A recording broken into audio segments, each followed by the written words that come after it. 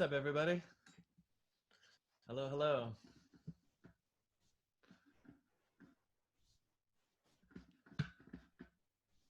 Okay, give me just a sec.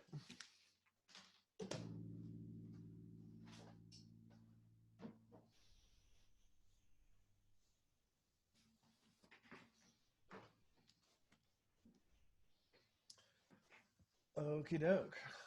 Hi, everybody. There's a thing for you to download to work from today. Let me grab you that link right now.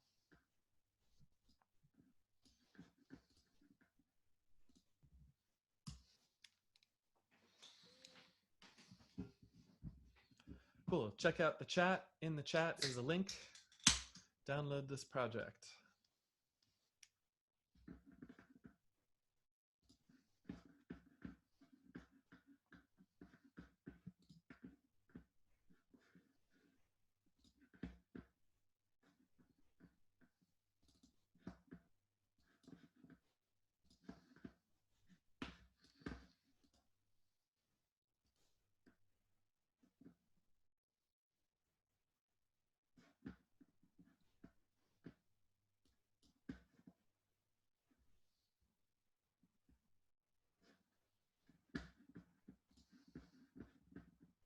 Okay.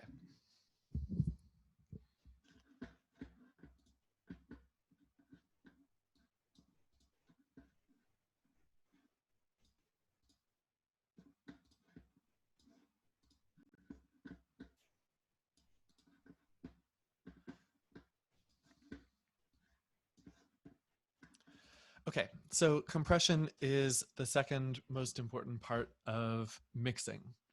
We talked about EQ last time, which is all about clarity of our sounds, and compression is all about presence of our sound.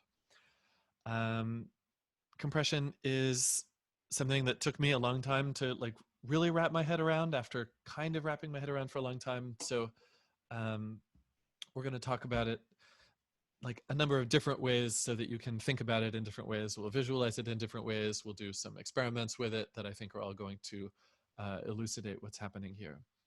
So a compressor compresses dynamic range.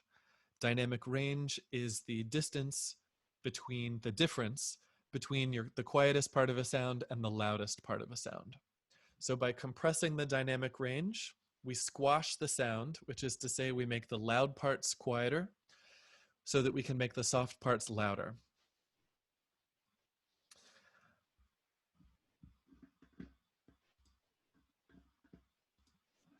Let's do a visualization of this.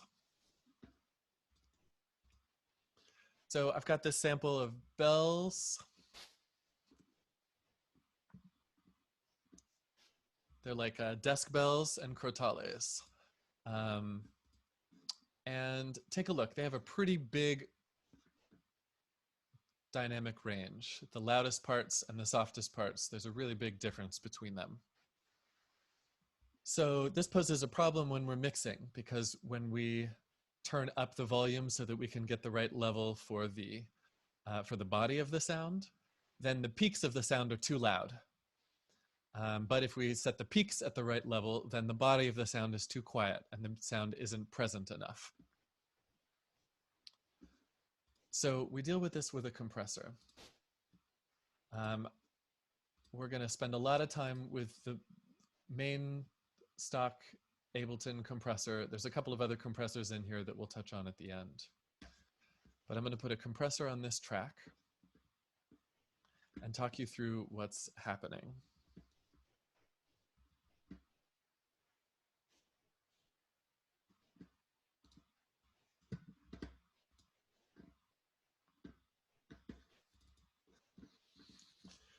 So a compressor tames the peaks is one way you can call it. We've got these peaks and it's going to control them.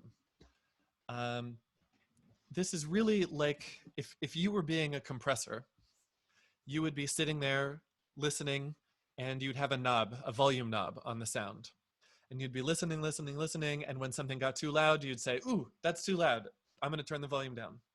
And then it stops being too loud and you say, okay, it's safe. I'm going to turn the volume back up.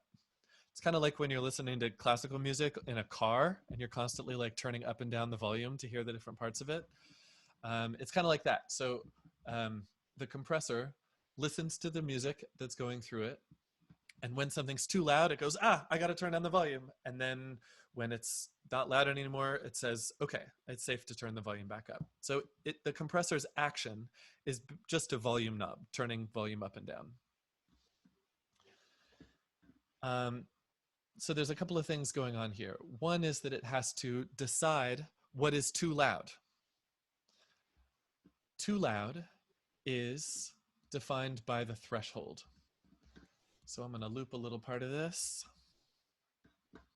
There are 3 different visualizations of what's happening in the compressor, and we're going to take a look at all of them, but I'd like you to click over to the 3rd one. I think this is super useful. So this is showing me the volume levels of the sound that's going into it.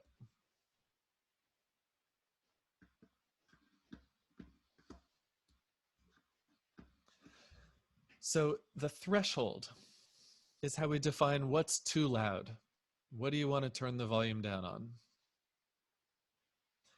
And we don't want to turn the volume down on the body of the sound. We've got the peaks and the body. The initial peaks of a sound are also called the transients. So I'll use like the attack of the sound and the transients of the sound interchangeably here. So we just want to tame the peaks, but not the body. So you set the threshold so that it chops off peaks, but doesn't affect everything. Hey, Elliot, we can't hear your Ableton. Oh, you can't hear. Great, thank you.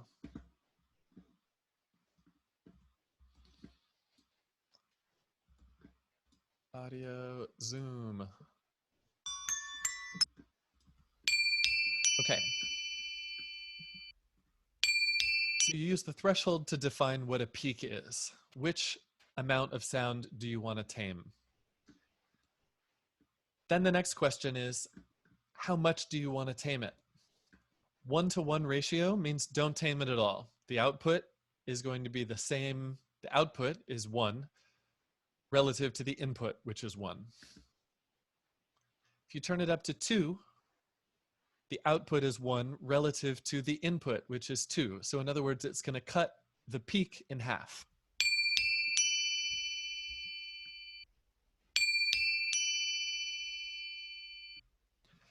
Switch over to peak mode here. And you'll see this is what's being visualized now. We have this background dark gray. That's the original input sound. And the white line is the output that we're hearing. So if I turn down the ratio, you see that the output is the same as the input. No compression is happening. If I set ratio to 2, then each of these peaks is going to get chopped in half. Actually, it looks like a little more than that, but it's measuring from the initial transient, which is really brief. And then it turns on by that amount as long as it's on.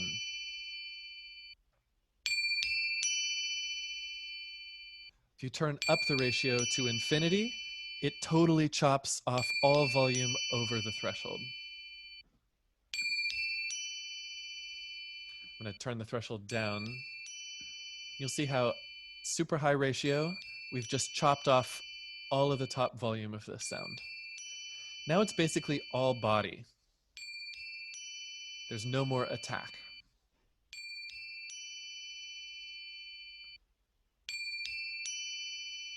So I'm going to go back to just chopping the tops, and I'm going to tame them kind of gently.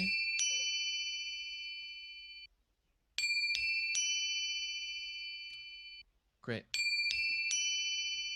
So there's another thing to visualize here. You can switch into GR, which stands for gain reduction mode.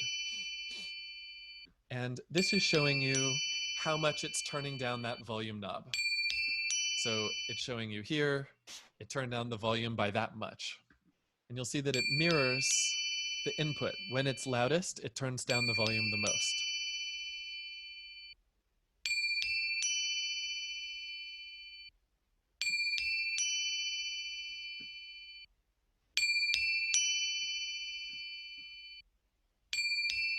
Cool. So let's just do a little experiment here. I'm going to record the output of this, and we can just see in the waveform exactly what's happening.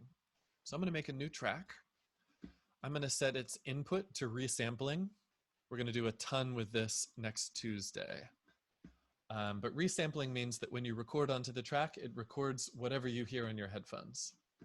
So I'm going to do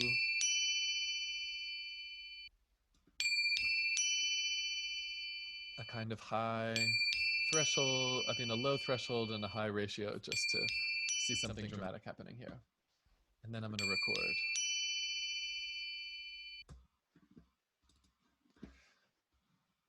So the output is a lot softer than the input. So what a compressor does is turns down volume. That's its basic function. So we've got a much quieter sound here, but a much more even sound. If we then boost here, we'll see that we have a much smaller difference between the peaks and the body of the sound. Here they're really huge. Here is much closer together. So we've kind of squashed the dynamic range. Does that make sense? Cool.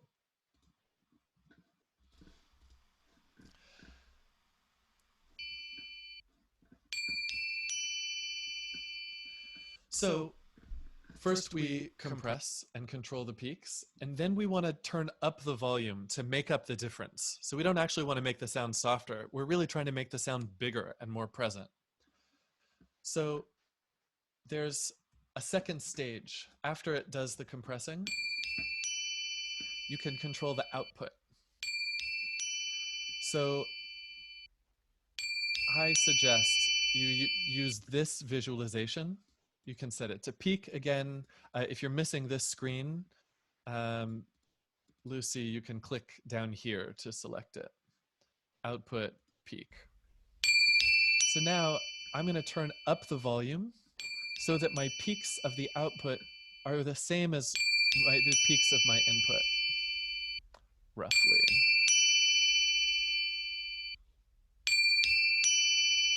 There we go. So I'm just trying to match the output volume to the input. And now we can really get an apples to apples comparison. We've brought up the sound of the body by taming the peaks. We tame the peaks first, and then we bring everything up to make up for that taming. And the result is a sound with much more body tone.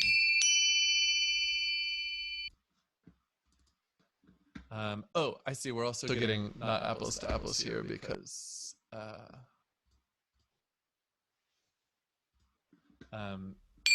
this track is just so much bigger. So we can look down here at the bottom. So this is the original track.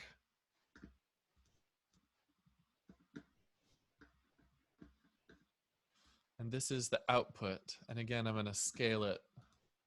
I thought I scaled it better before. Shoot, sorry, oh, I see, there's a tiny slip here. Okay. So yeah, a lot more body to the sound. Another way to know that you're balancing the output, let's see. I'll show you another way to compare, to get apples to apples. That's what we're trying to do. We want the compressor to not change the volume of the peaks. So we don't want to get a louder output than we got input. We just want to change the balance between soft and loud. So I can check here and see that with the compressor off, I'm peaking at 2.16, and with my compressor on, I'm peaking at negative 13.5. So 13.5 minus 2.16 is 11.34. So I want to make up that amount in the output. So now when I turn the compressor off and on, my peaks stay the same amount, 2.13. Then I turn on the compressor. Peaks are still 2.13, but I've turned up the body and fattened the sound.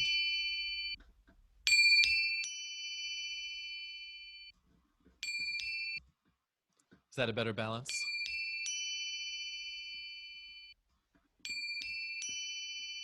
Cool.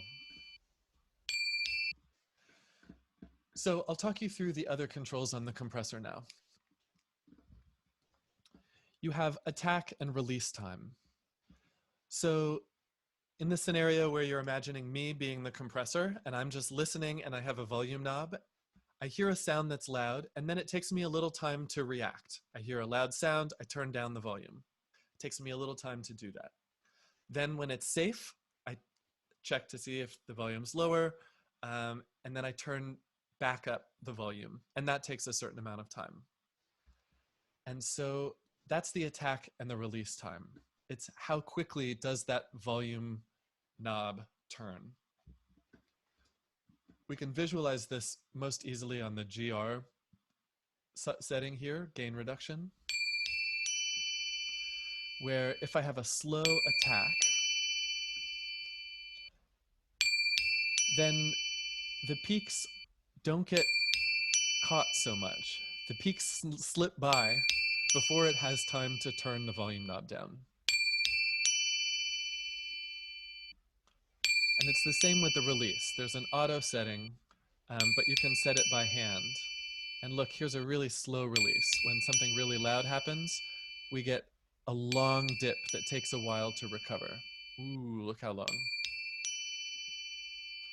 And in this case, you can probably hear it. The volume level coming back up.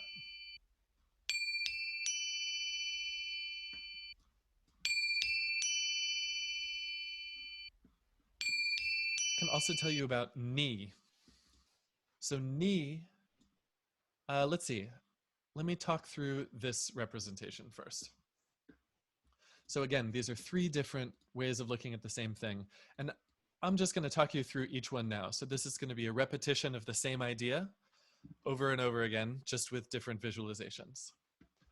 So in this visualization, we have a graph of the input to the output volume.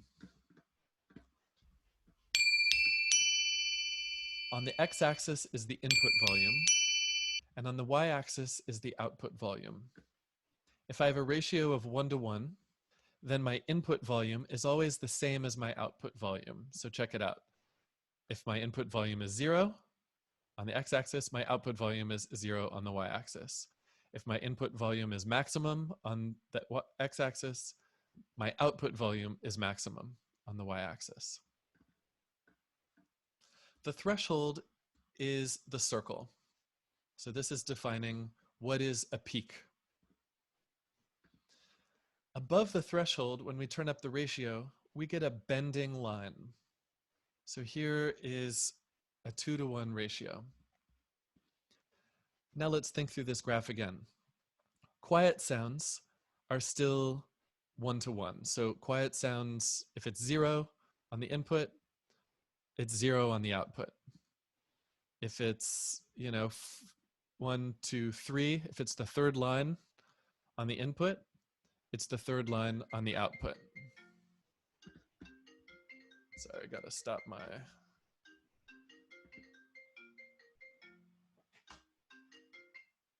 phone. Okay. But above the threshold, that relationship starts to bend. So when I get to full volume on the input, on the output, I don't get full volume anymore. I've turned down some of the peaks. And the ball travels to show you where the sound is now.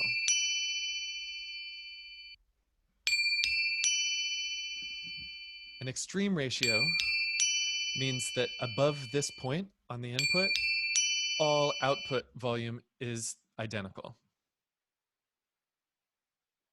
So everything louder than this is exactly this loud.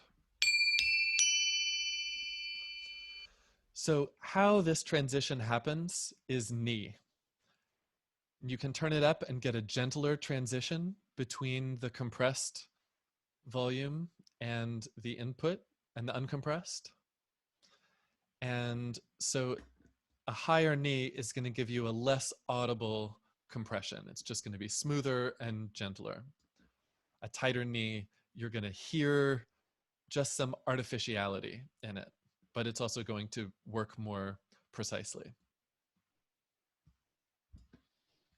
Okay, I'll talk through the same ideas here on this first screen. So we have input volume, and we define what the threshold is. And now everything over this point gets reduced. The volume turns down by this ratio.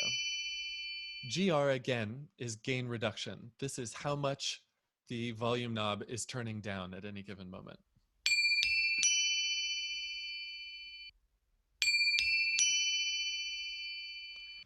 And that output slider is how much additional gain you want to add after that compression happens. So I'll set it to 0, and there will be nothing added extra, which means that as we pull this down, we're going to get quieter and quieter peaks. I'll pull it down some more, reset it. The peaks are quieter and quieter. And so then you can make up for that volume loss with the output.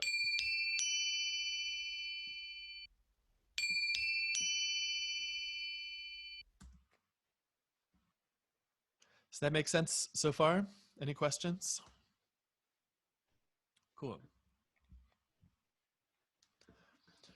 Yeah, Alyssa, these aren't different methods. These are just different visualizations of the same method. And I'm showing them each to you because I didn't really understand what was going on until I understood what each of these things were doing. And the combined understanding of these different visualizations is how I came to a full understanding. I'll keep giving you a tour of this, and then we're going to try it on different types of material that I've given you here, and we can talk about how different settings apply to different, might apply to different types of material. And Jacob, your question is exactly what we'll get to when we get to a variety of materials. So look ahead.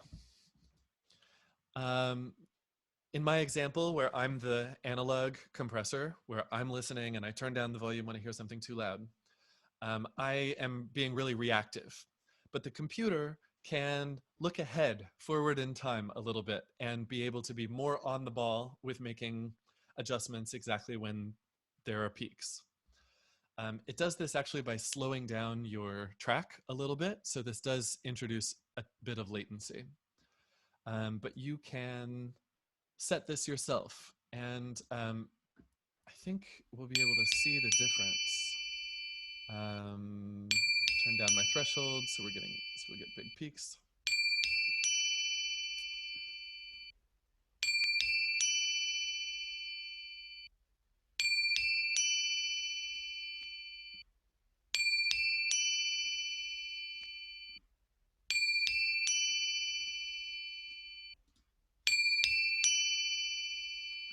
Okay, so there's different modes over here. Peak mode is really fast and accurate. It responds to really tiny peaks. RMS takes a bit of an average over time, so it doesn't respond so sensitively, which means it gives you a smoother output. We'll talk about expand later. But I'm noticing that with when it's doing this averaging, it's more responsive when it has more time to look ahead, and less responsive when it has less time to look ahead. So this will come up again when we're thinking about controlling initial attack transients of sounds. Lin and log are really dramatic changes.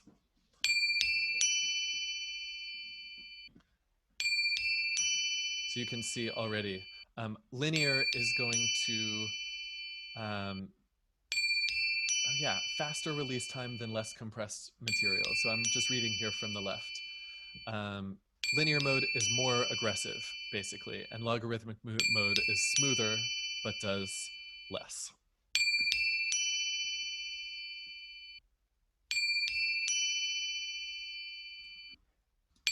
Cool. And then there's also a makeup button. So makeup is its calculation of how much output volume it needs to add in order to keep an even balance between the compressor being on and off. So again, you're taking the peaks down and then you're making up that loss with a boost in the overall volume at the end. And so it's adding a bunch of volume when I click makeup. I'm a little confused by this button. I don't think that it makes it up. I mean, look at the peaks. We've got peaks that max out at -2 with it off. Oh, yeah, with it totally off is about -2. Turn on makeup and you get a ton more volume.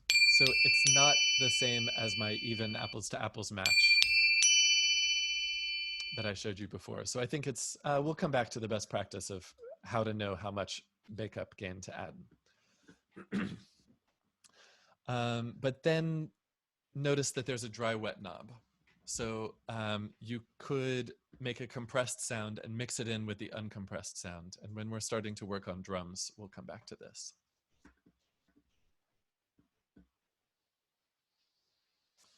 Okay. Any questions? Okay, so I'll look at Jacob's question. What's the usefulness? Oh, yeah, we'll talk about attack versus release. And Nate's question, is lin and log directly affecting attack and release settings?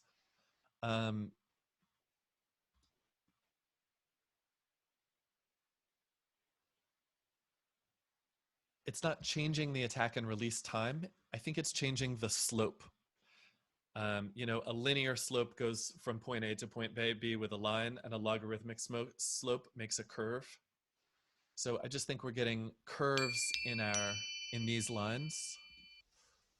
On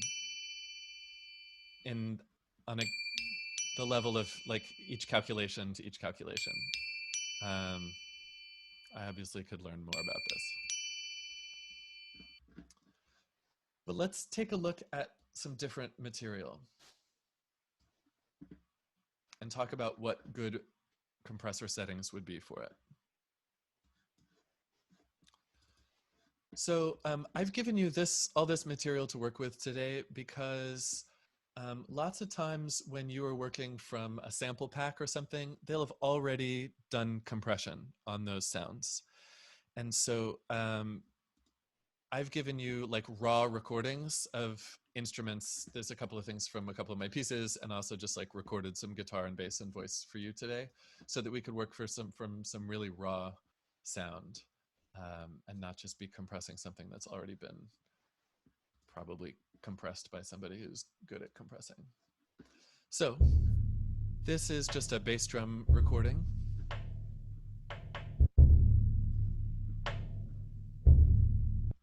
And we'll put the compressor on it and talk through how we would get a good sound here.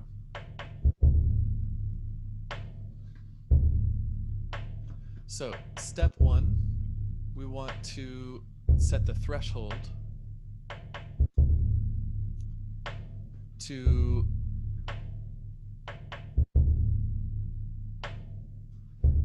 something where we're chopping off peaks, but we're not chopping everything. Next, we want to turn up the ratio some. So gentle ratios are kind of between like 2 and 4 or 2 and 6. Above that, and you start getting pretty extreme effects. But I'm gonna turn it up just so I see that the output is getting pulled down some here.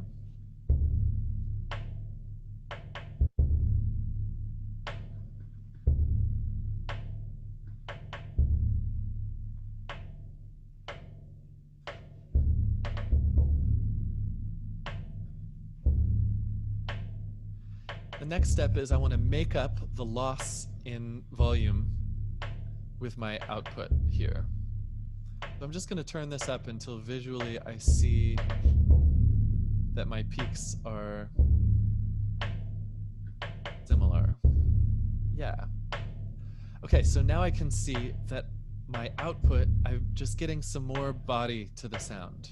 I'm just turning up everything down here a little bit. I'm going to do some more. I'm going to take this down and turn up the ratio a bit more, and then turn up my output. So I'm matching better the peaks.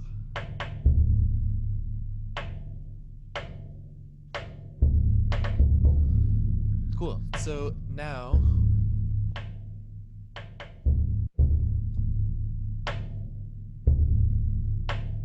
it's just a fatter sound because all of this has had its volume turned up, but the peaks are still the same volume that they were. Now let's think about attack. So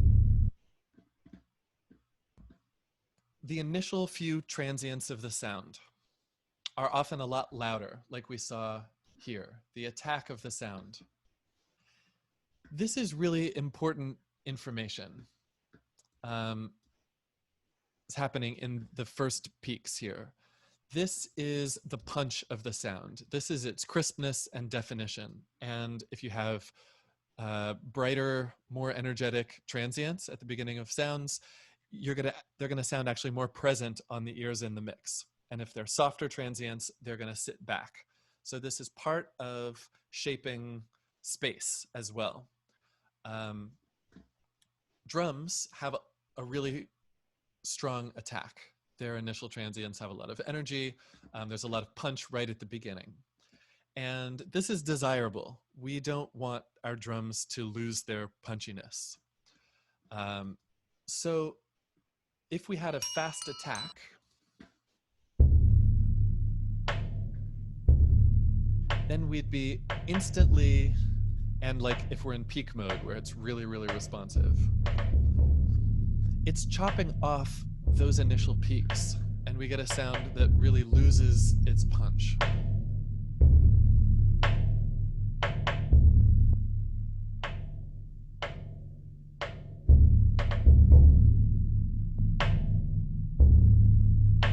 So we want a slower attack time with drums if we want it to let some of those initial transients through.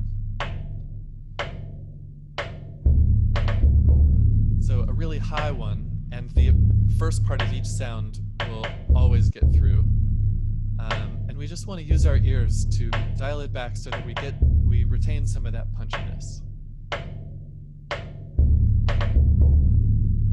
We can try this on some other drums in a minute too. So yeah, smaller attack gives you more control over the initial transients. And so a slower attack is going to let those initial punchy transients through before doing its compression. So we maybe want something like this.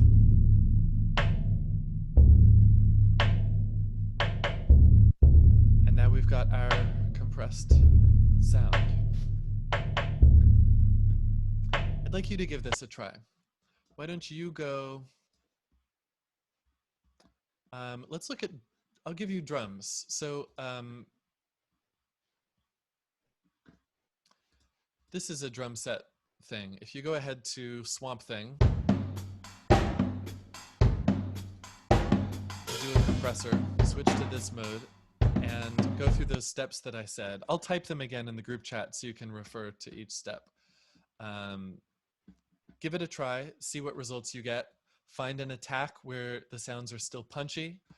Find a ratio and a threshold and an output where you can turn it off and on, and it doesn't get louder in its peaks, but it just gets bigger in between in the overall average volume. I'll type some instructions in the chat so you can refer, and go ahead and give this a try.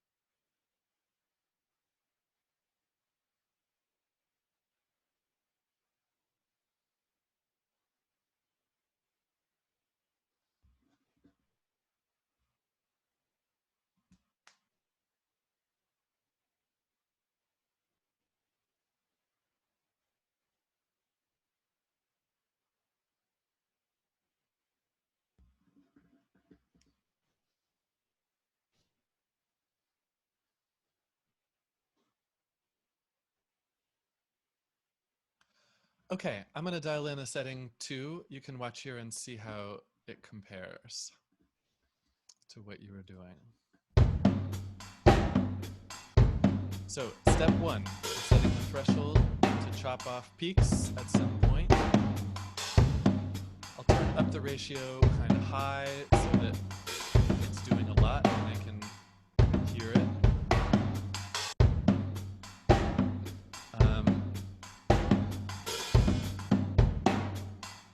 Check my gain reduction.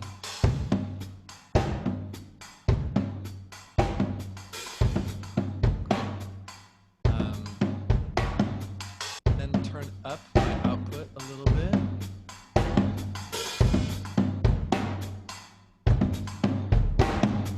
Again, I can check my output here. I'm going to turn off the compressor and see that I'm peaking at -1.5, and then turn on the compressor and see that I'm peaking at -5 for that first bit. So 5 minus 1.5 is 3.5. So output, I'll add 3.5 back in.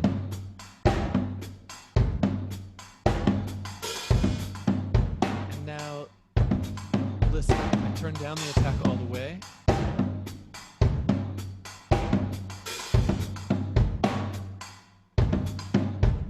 And as I turn up attack, it gets smackier.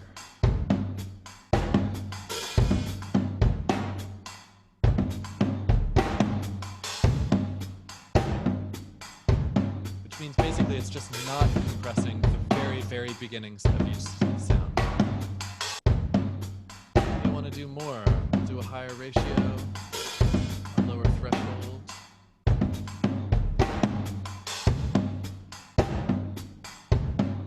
This is starting to sound pretty unnatural to me. But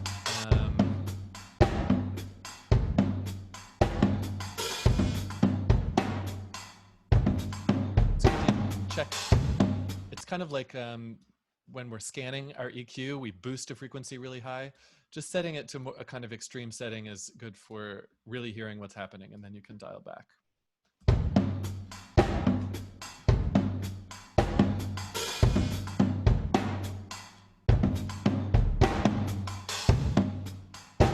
So it just makes the drums bigger. Our goal is not to make something sound artificial,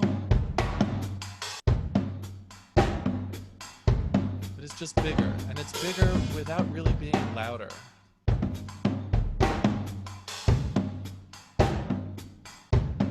Oh, I see. Through the whole thing here, through the whole loop, I'm getting to about 0. So I don't actually need any makeup volume to match. So we can hear here that I've kind of squashed the sound.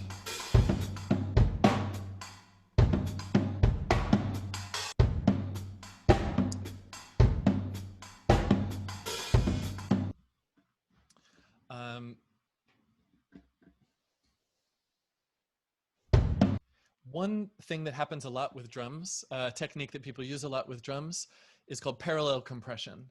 And this is a case that we might want to use it, which is to dial in a really compressed, really punchy, beefy version of the sound, or not punchy, but beefy. So like here, we're going to just squash it a lot. But then only mix it some way in. So here's our natural sound. And if we bring in some of that extra beefy, super compressed tone, then we can get the best of both worlds. We can get that bigger sound, but we also keep the initial transients from the dry track. So we can make it beefier without losing the natural. We're mixing the natural sound in with the compressed sound, and you get a really nice effect on drums. It's also good on vocals.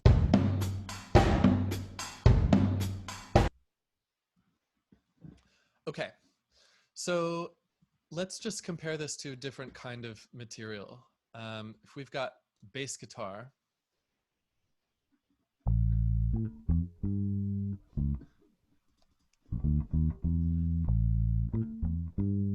we'll notice that I'm just playing different notes, different volumes. And so some are going to feel the right volume and some are going to seem too soft, or some are going to be too loud and some are going to be right. So we'll want to compress. So we'll turn down the threshold to chop down some peaks. We'll turn up the ratio. And then we'll turn up output so that we're in the same ballpark, so we can compare apples to oranges. I mean to apples.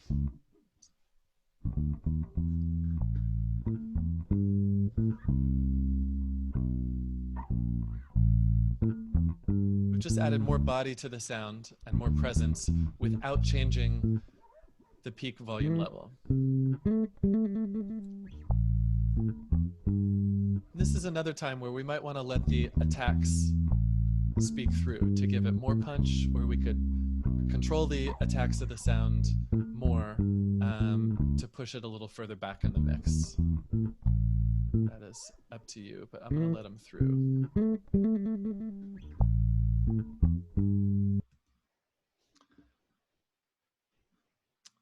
So let me see, with our last 15 minutes, let me make sure I hit everything important here. Okay, I have some rules of thumb for you. First, do no harm. A compressor can really hurt a sound. Fluctuations in volume level are an important part of making music interesting to listen to, and so we don't want to squash everything to be equal volume, or it's fatiguing to the ear, it sounds unnatural and just ugly. So compression, don't just slap a lot on, be smart about it. Think about how you are taming some of the peaks, but not, you don't want it operating on all of the sound all the time. And think about how your attack speed is going to squash the attacks of the notes more or less well.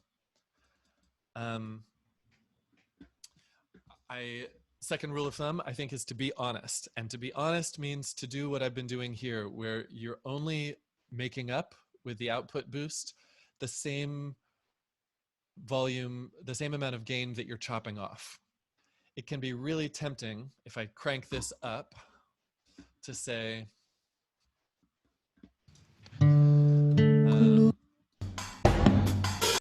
which track am I on? I can super duper compress this and squash all the attacks of the sounds and crank up out and turn on this compressor, and it just sounds so much better because it's getting a whole lot louder.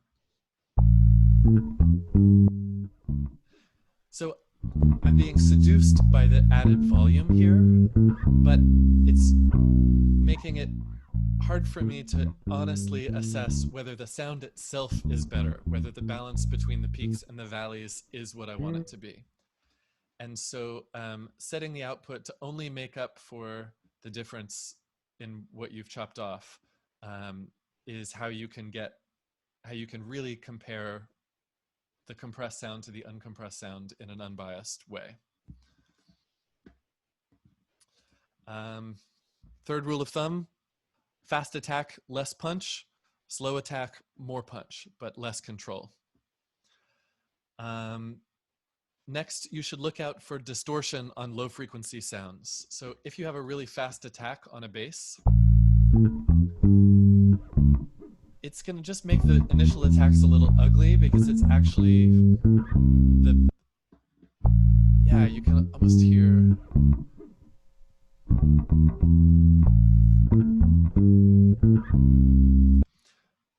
So waveforms for low sounds are really slow and wide.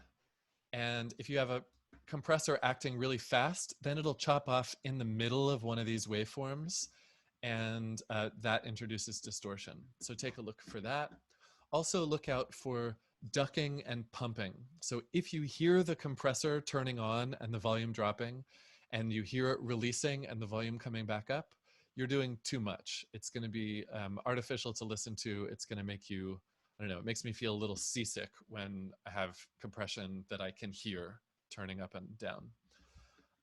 So if that's the case, moderate it in some way. Moderate it with ratio, threshold, dry wet, speed of attack and release. Parallel compression, I talked to you about that.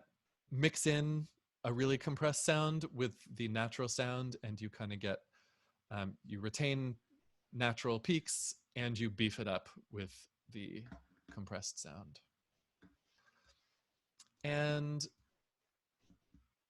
I want to give you a quick tour of the other compressors that are here in Ableton. So there's one called the glue compressor. And I do not know how it is different under the hood. All I know is that it's what they say is best to use on drums. So glue, as in like something with lots of different layers and lots of different kinds of sounds, it glues them together and makes them feel more unified. So I'll just show you that on this drum track and explain the interface to you. It's just simpler, but it's the same idea.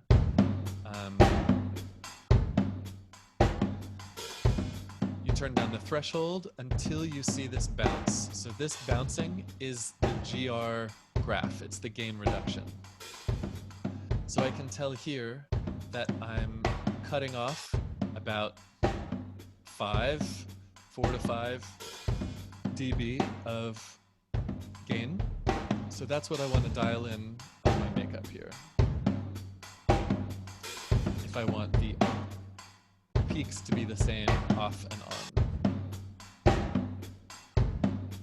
Attack, same fast and slow. This is less punchy, this is more punchy. Release, same slow to fast. I think they probably know what they're doing with auto. I mostly don't mess with this. Ratio is real simple. Less compression, more compression.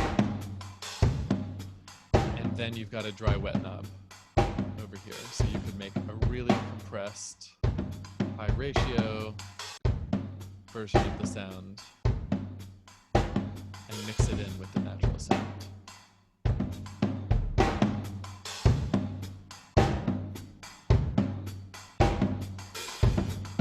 So try glue compressor for drums.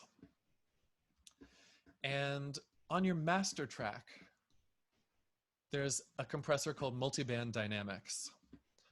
And compression works best when you do it a little bit all the way through the process. Kind of like Nate said with salt. You know, if you salt your onions at the beginning of cooking and then you salt the noodles, then at the end, you don't need to salt everything together and you've cooked things with salt and that helps. So it's the same. You want to do gentle compression on each layer that needs it, and then you may want to gently compress a group. And then on the master track, you may also want to do some gentle compression, and that'll give you a lot better results than if you just at the end of whatever chain compress a lot. So multiband dynamics is a different compressor for the low, medium, and high frequencies.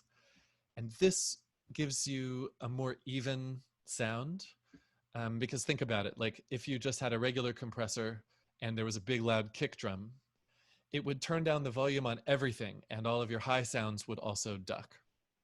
So this lets you compress each level independently.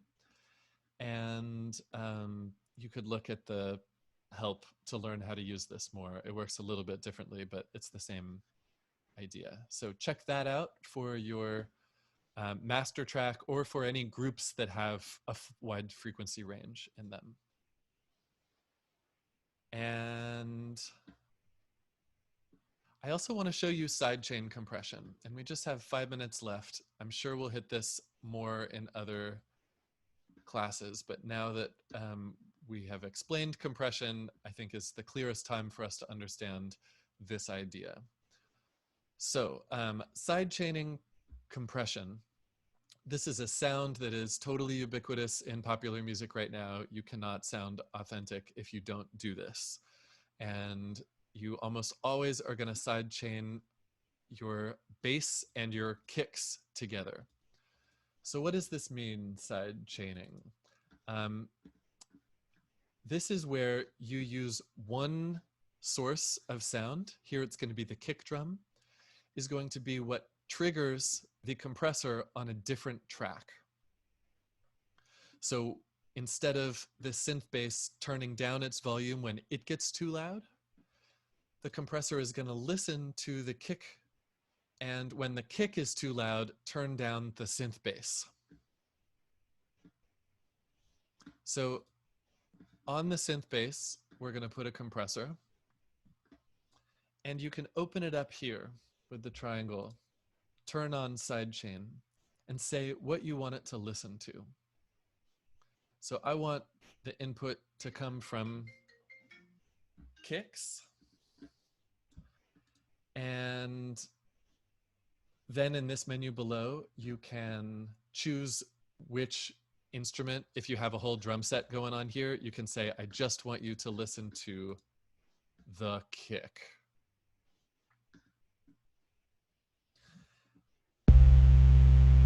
So now take a look. I've got just one tone on the synth bass, but the input, the dark gray, that's showing up in its compressor is the kick drum. And so if I compress against the kick drum, say have it kick on when the kick happens and off in between, and turn up the ratio,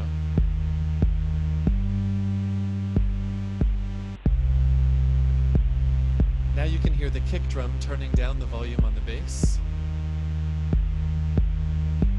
And we get this nice kind of pumping effect where the bass gets out of the way of the kick drum and then returns in the spaces in between.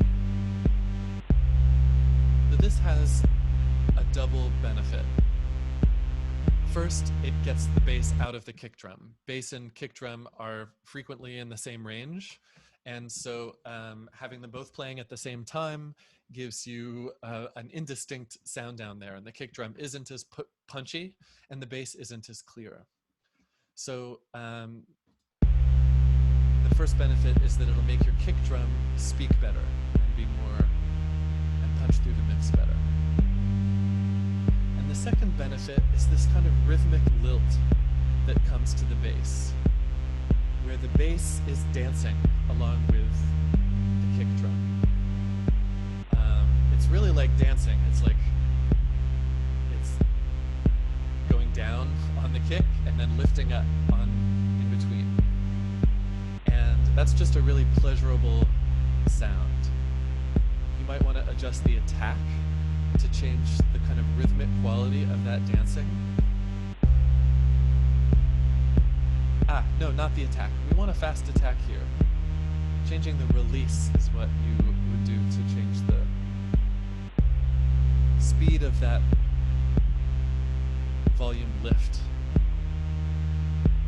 And you could give a kind of rhythmic element to this. Listen to your drums, listen to other elements, and see how you want this to feel with the release.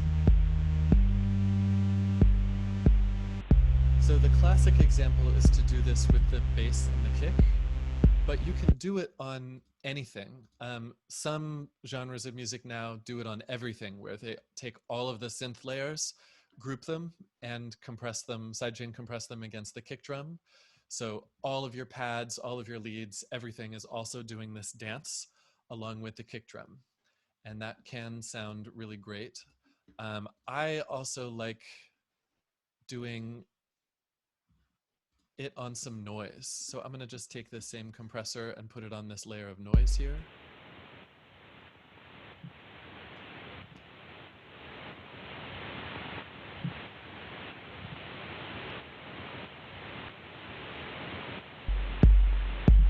So there's just this like air on the top of the frequency spectrum doing this dancing along with the kick drum. To me, it just feels like breathing. It adds a really nice layer of textural and rhythmic motion that is in sync with the most important rhythmic element of the piece. but the sky's the limit. You can sidechain anything to anything and create these kind of like um, dancing dynamic relationships between things. Okay, so that's our class for today. I have some pretty detailed notes if you'd like to check them out in the class materials folder. Um, I encourage you to practice on this material in particular because it's not been compressed yet. Um, voice, guitar, the goal is always to try to preserve natural qualities of the sound. Like this guitar track has some, I play louder than other times, sometimes than other times on purpose. And it has a a dynamic contour that's musical. And so you should experiment here with giving it a better, more present sound without losing those kind of expressive contours. And same with the voice. The voice is something where we really have a precise idea in our mind of what natural sounds like. And so over compressing it or compressing it with the wrong settings is going to cue you really clearly that you've done it wrong, because it's going to sound like unnatural is just very clear when you're working with a voice. So I know this was a little scattered and a little bit of a race as I try to get through everything, and I probably talked too fast and through a little non sequiturs. So feel free to shoot me questions, check out these notes, and hopefully this was helpful to you. I'm happy to stick around to here now and answer some questions as well. I guess one other thing that I would mention is there are stock plugins for Ableton for these things, but there's one other thing that a compressor can do if you, which is add a nice color to sounds and make things sound better in an indefinable way. And old hardware compression boxes are expensive pieces of gear that impart these different flavors to our sound. And there are plugins that you can buy that emulate these old boxes. I just got this set and I'm excited about how great these things sound. And they're emulations of famous old hardware devices. And they do, there's just like a je ne sais quoi about them that adds color and character to your sounds that you might want to explore. So you can check out other plugins. Some are free, some are expensive. Search online for them, install them, try them out if you want to go deeper with this. Cool, I'll answer questions. Otherwise, thank you so much. Saturday, we're going to work with Jan Esbra, who's an awesome jazz guitarist, who we're going to look at his project. If you got a couple of bucks, send them my way. I appreciate it. And otherwise, I thank you so much for showing up, and I'll see you next time.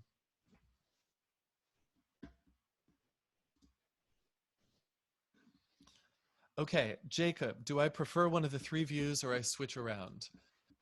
I prefer the one that I spent most of the time in today. This one. It's just more obvious to me what's happening. And I can do that cool trick where I dial up my output to match input and output peaks. Do I EQ before and after compression? Here's my thinking about it. I don't have a blanket policy. Maybe I should, but it makes sense to me to EQ before compression so that the compressor isn't reacting to sounds that you don't actually hear. So if like there's low rumble in a track, you don't want the compressor to be responding to that and trying to control that. So I would do certainly my bracketing EQ before the compressor. So I'm just compressing sound that I want. Whether I also then compress after, I don't know. Depends on the situation. I kind of just feel it out. But you definitely don't. Yeah, Lucian, that's a good way to think about it. Subtractive first, and then compress it, and then you may want to brighten it, darken it, adjust the color of it afterwards. Okay, expand mode. This is cool. I never use it though, but maybe I should. I just don't think about it. Um, expand works the opposite of compress. So I'm going to do it on this bass guitar. No, I think this will be more clear. So expand mode is going to make everything over the threshold louder instead of softer. So here it's making the loudest parts. Okay, so out, it's going to be 0. So my stuff under the threshold is going to match exactly and put an output. But my peaks in expand mode are going to be bigger than they were when they came in. So it makes things over the threshold louder instead of softer. Okay, let's talk about OTT. So I'm kind of new to get hip to OTT because I don't make tons of dance music. But turns out that there is a multiband compression. I don't know if it's a setting or like philosophy or something called OTT, which stands for over the top. And it hypes things a lot. What would be a good thing to put it on? I mean, it sounds really great on synths. And I don't know, I just did it on a project that I am working on. Let me dial this up.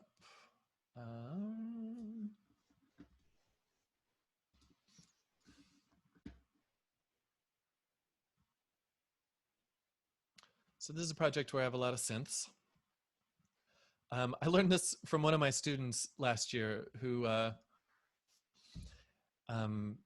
his music always sounded really, really professional. It sounded like straight up radio EDM. And then it turned out that he's like signed to Sony China. He's a Sony China artist, and everything sounded great. And then he showed me one of his projects, and he has like 5 OTT plugins in a row on these tracks, and that explained why his music sounded so big. He said it's more spicy, more spicy. Okay, so I've got some synths here, and I put some OTT.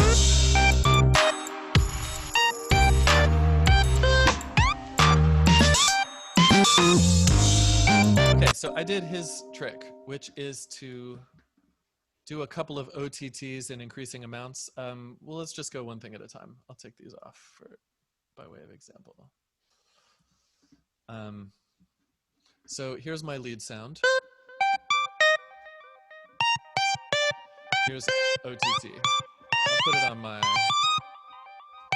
the whole group, and we'll hear a mixture.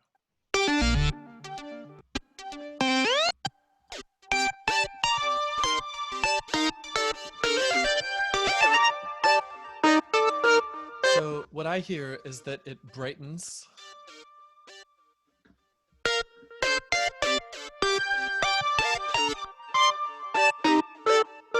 So with it off, it's warmer and less bright. And with it on, the mids are controlled and the highs are really bright and hyped and sound. I don't know, it's just like the EDM sound. So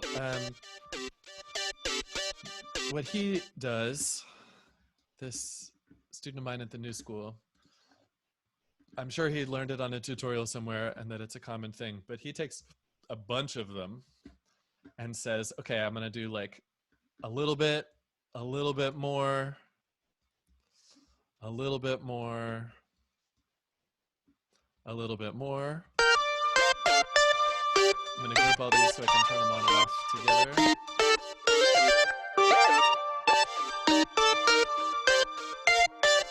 Yeah, and to me, that's just the sound of EDM.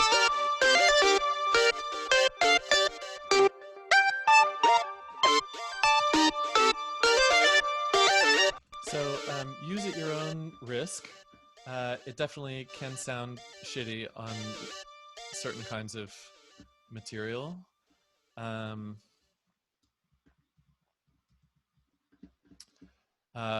like on anything natural, it sounds really bad, but it's great on synths. Let's hear it on some drums.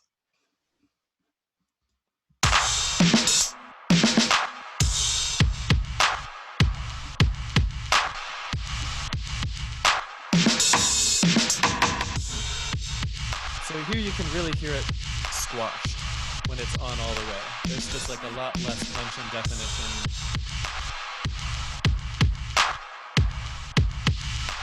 But you can hear that the highs are really hyped, so all the noise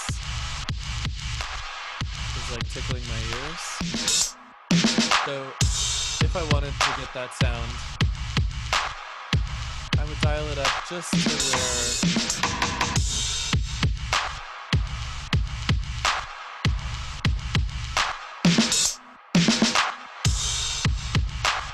I would do some small amount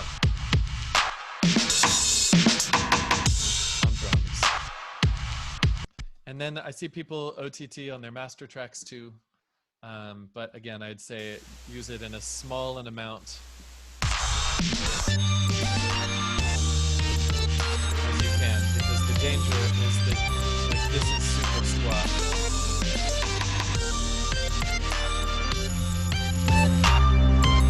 That's really warm. That just sounds really bad.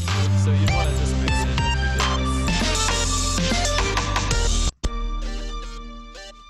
bits. Cool. Other questions? Oh, Gabriella, are you still here? Did you want to see me show you that? Yeah. Gabriella asked if I would explain again which lines to line up to see if the new output is the same as the peaks of the old output.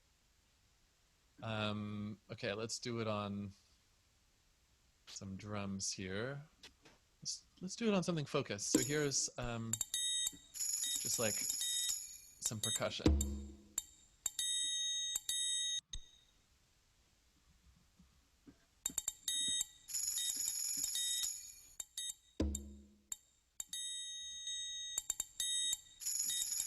So I've compressed it rather a lot. I'll turn it up all the way so we're not muddying the waters here. A lot of compression. Decide how much punch I want to let through. This is kind of a background layer, so I actually don't want so much punch. I want it to sit back, so I'll leave the attack pretty fast.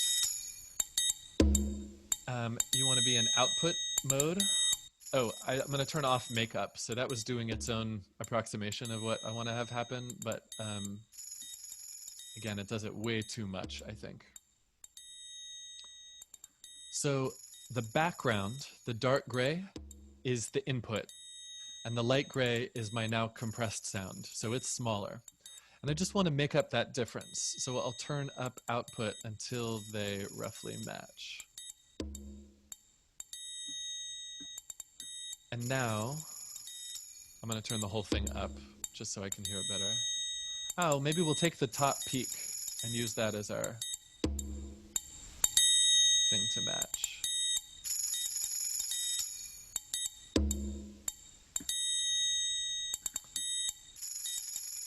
So now I'm being honest. I'm comparing apples to apples. When I turn on the compressor, yeah, everything is going to sound louder, but the actual peak volume is not going to be different. Rather, all the body of the notes is going to be higher, and that's the point.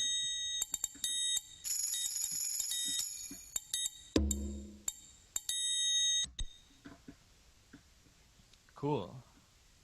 How else can I help?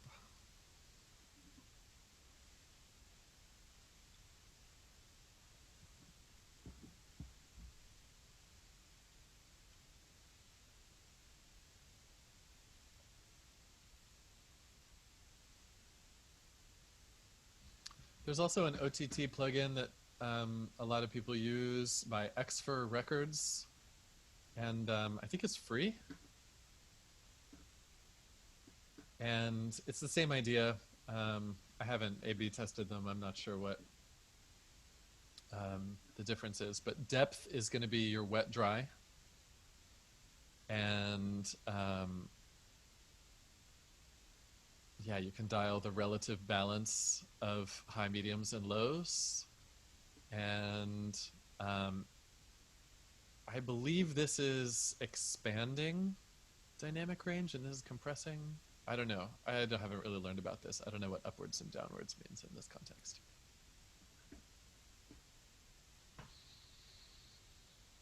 Cool.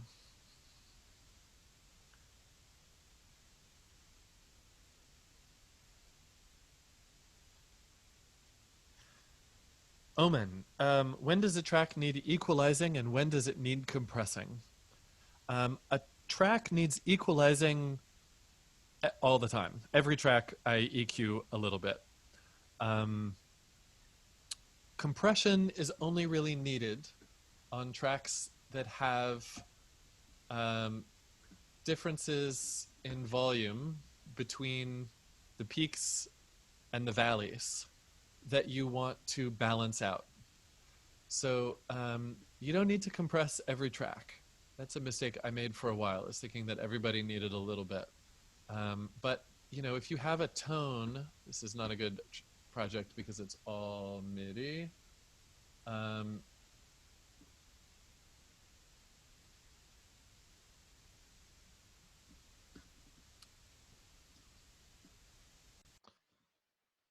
If you have a track with audio in it that's all at a pretty consistent volume level, like say it's a pad and it just, you know, it's a smooth volume level, it fades in and fades out, you don't want to compress that. You don't want the faded out. You don't want to fight against those fades. You want the fades to happen naturally. And you don't want to be messing with the sound if it's already pretty even.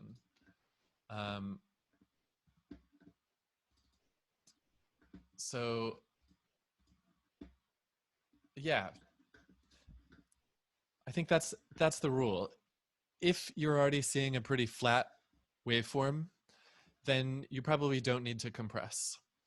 But if there's a lot of variability in it, then you probably want to compress at least some so that you get a more balanced and present sound.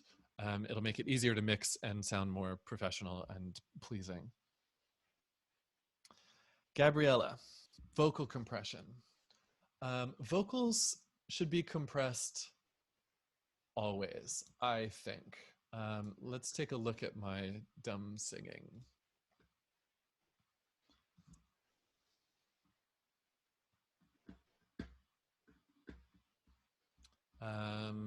So here's my vocal track. Gloomy was the night. So voices, there's a lot of variability between the peaks and the valleys in a vocal track. And especially given the way voices usually have to sit on top of a mix and compete with sounds in their same frequency range, because voices have a really wide range of, you know, mids and highs that they ring in. The quiet parts of sounds are going to get lost. And so we really want to pump up the quiet parts so that there's more evenness and we can hear all of the detail of the voice. It's really nice to hear a bit of the mouth, a bit of the breath, and to hear the quiet things loud is part of the pleasure of hearing a voice on a recording. What we want to worry about with a voice is making something artificial. So we want to be extra sensitive to pumping and ducking, which is, you know, ducking is hearing the volume dip and pumping is hearing the volume come back up after the compressor has happened. So you just want to get something natural going on. I'll just give this a rough whack. On that hollow day,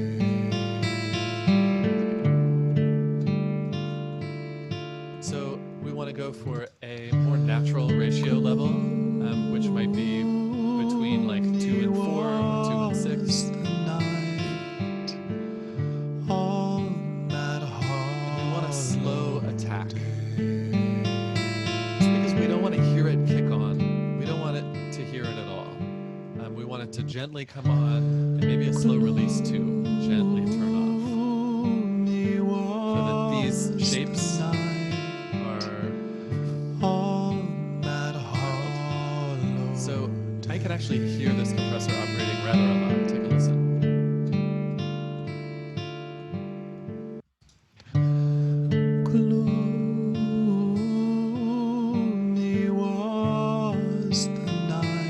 That's it.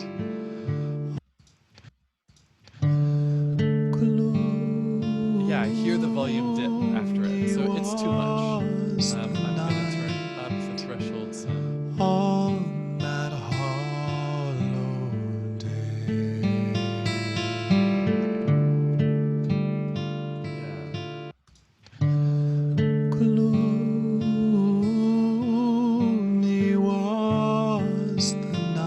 Maybe actually not a slow attack, because I'm hearing it a lot.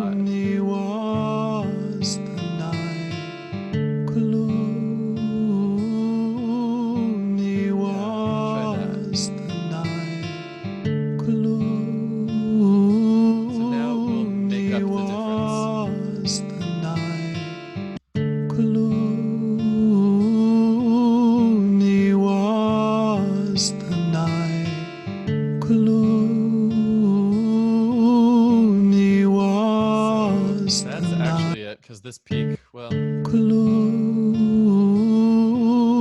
these are matching a lot. Yeah, so the peaks are now pretty close.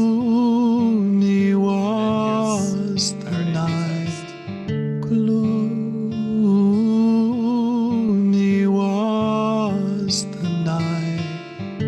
Yeah, it's just a lot smoother. You don't hear my voice coming and going. Now, in retrospect, off sounds pretty unnatural. The voice is like coming and going.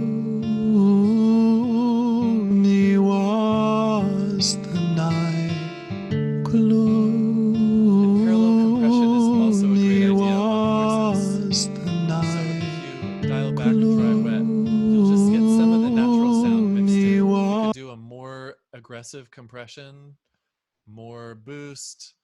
The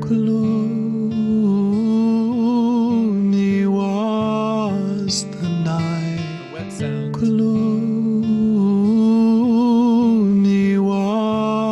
Sounds really big to me, but kind of unnatural. Because all of this adjustment is happening. I'm hearing my loud parts actually get really soft. But we could use that heft on the quiet parts and the natural contours of the dry by mixing them together.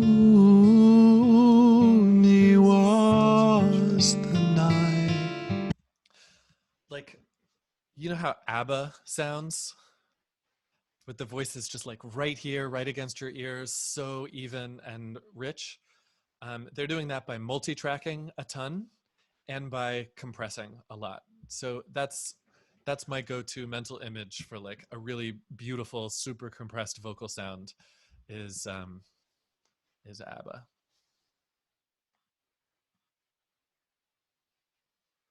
Cool. Any other questions? I could also just try on the guitar part. Yeah, I'll demo this if you're curious. I just want to give it a whack. Because I want something that comes and goes and has some dynamic range, but I do want that bigger, more present guitar tone. So I think I want to just... Maybe this is a parallel compression situation as well. So I'll chop a bunch.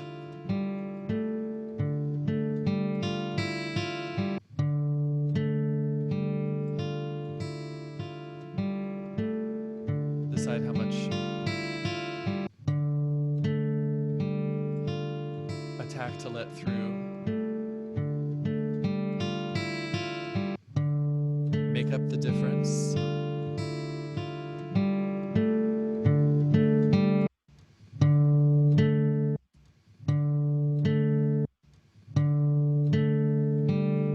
So I was just trying to match that first peak. So this is natural.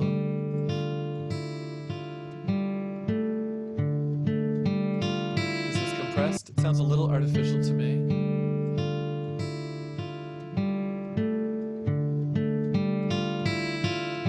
So maybe I'll dial it back a bit and mix some of the natural sound in. Off.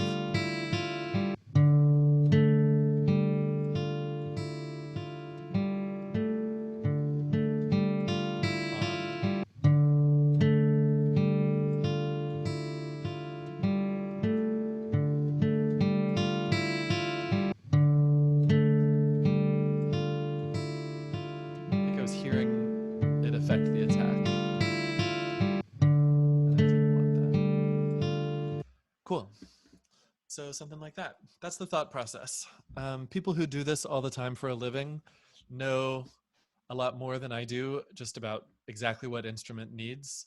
But what I've given you and what I do is just like the thought process for what's actually happening so that you can use your ears, learn to hear it yourself, and make informed decisions as you tweak and explore. Okay, thanks everybody. I will see you Saturday.